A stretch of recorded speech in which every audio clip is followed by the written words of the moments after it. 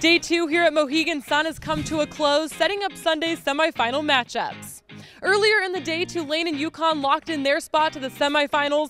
Then later in the evening, it was USF and Temple that pulled away with hard-fought victories to meet in the second semi. For the Bulls, it was Courtney Williams with a record-setting day to start off her last postseason run in USF's 73-60 win over SMU. The senior's 29-point performance became the most points in an American Conference tournament game in its 3-year history.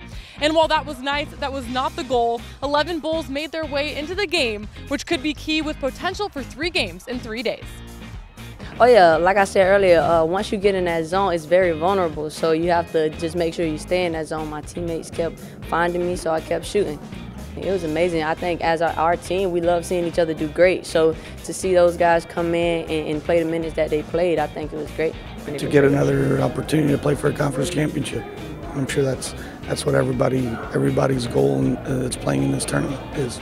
USF's win also brought an end to SMU head coach Rhonda Rompola's coaching career, who has served as the Mustangs head coach since 1991. Rompola finished her career with 439 wins, the most for an SMU coach in any sport, and 7 NCAA appearances. Congrats to Coach on a great career. The last quarterfinal of the day featured the 3-seed Temple picking up their first American Conference tournament win in school history, 78-52 over the 6-seed Tulsa. The Owls' defense stepped up big, holding the Hurricane to just 19 points in the first half.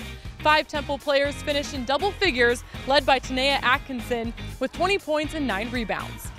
Now the Owls will face USF in the semis. They split the series this season, so it should be a good rematch here at Mohegan with the championship game on the line. You know, the fact that we held them to 19 in the first half is definitely a positive.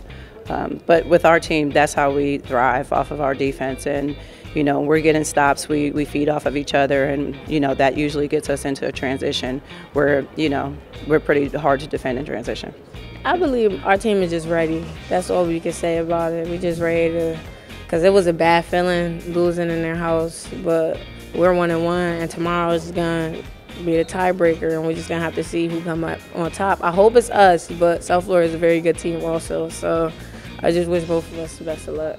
We're ready. I mean, like you said, we beat them, they beat us, so this is the tiebreaker right here. And it shows, I mean, it puts one of us in the championship game, and we really want to get to the championship game. So we're going to do everything we have to do tomorrow. We know it's going to be a dogfight, but we're going to come out with our best game and make sure we give them all we got. We have a lot of confidence because we know that we beat them once and we played them at their place and hung around for, you know, a pretty good part of the game. And right now there's something bigger down the road, so I know that the fight is going to be even that much more. Semifinal action gets underway Sunday. It's a doubleheader on ESPNU. The first game tips at 4:30 p.m. Eastern when UConn takes on Tulane. Then USF and Temple will follow at 6:30 p.m. Eastern Time. We'll have coverage and highlights right here on the American Digital Network.